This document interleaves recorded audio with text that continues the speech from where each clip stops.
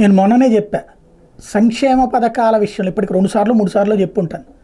సంక్షేమ పథకాల ట్రాప్లో పడకుండా ఆంధ్ర ప్రజలు కనుక ఓట్లేస్తే శభాష్ అని చెప్పాలి.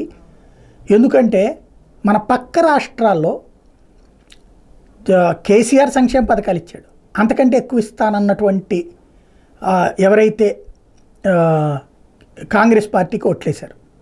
అలాగే కర్ణాటకలో బీజేపీ సంక్షేమ అభివృద్ధి 2 చూపెట్టింది. అక్కడ 2 చోట్ల కూడా సంక్షేమ అభివృద్ధి 2 చూపెట్టారు. చూపెట్టినా సరే అంతకంటే ఎక్కువ సంక్షేమ పథకాలు ఇస్తానన్నటువంటి వాళ్ళని గెలిపించారు అక్కడ కర్ణాటకలో కాంగ్రెస్ని. ఇక్కడ ఆంధ్రప్రదేశ్లో సంక్షేమం పరంగా ఆధారపడి ఉన్నటువంటిది, అభివృద్ధి కూడా ఈ గ్రామ ప్రాంతాల్లో చేస్తున్నటువంటిది. కానీ ఇండస్ట్రియల్ గ్రోత్ ఇది ఎక్స్పెక్టెడ్ లేదు.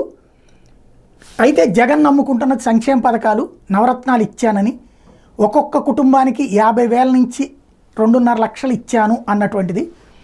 దాన్ని కాదనుకుని జగన్ని ఓడగొడితే గ్రేట్ అని చెప్పాలి. రాష్ట్ర అభివృద్ధి పట్ల అంత కసి ఉందని చెప్పాలి, ప్రజలకి అంత ఆకాంక్ష ఉందని చెప్పాలి అన్నటువంటిదే మొన్ననే చెప్పా. ఇప్పుడు ఖచ్చితంగా శభాష్ చెప్పాలి.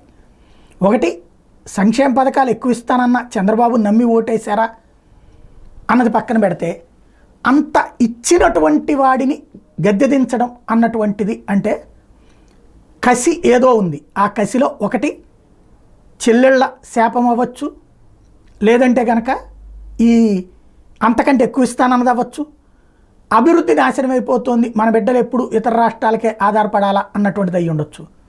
ఏదైనా సరే ఇంత ఏది ఆంధ్రప్రదేశ్ చరిత్రలో ఇంతకంటే ఎక్కువ ఎవరు ఇవ్వలేరన్నటువంటి స్థాయిలో ఇచ్చిన మనిషి ఇవాళ గద్దె దిగి ఇంటికి వెళ్ళాడు అంటే, కనీసం ప్రతిపక్ష స్థానానికి కూడా లేకుండా పోయాడంటే ఆంధ్ర ప్రజలను శభాష్ అనాలి.